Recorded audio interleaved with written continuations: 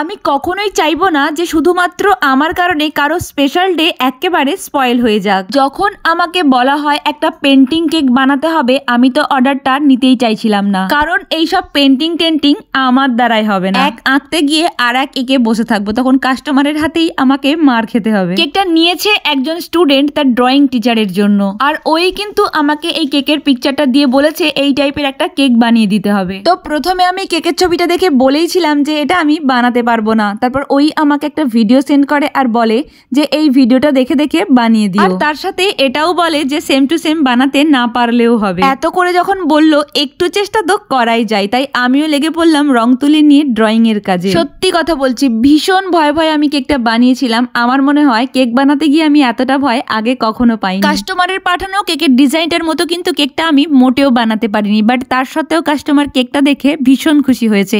এবার আপনারাই বলুন তো কেকটা কেমন হয়েছে।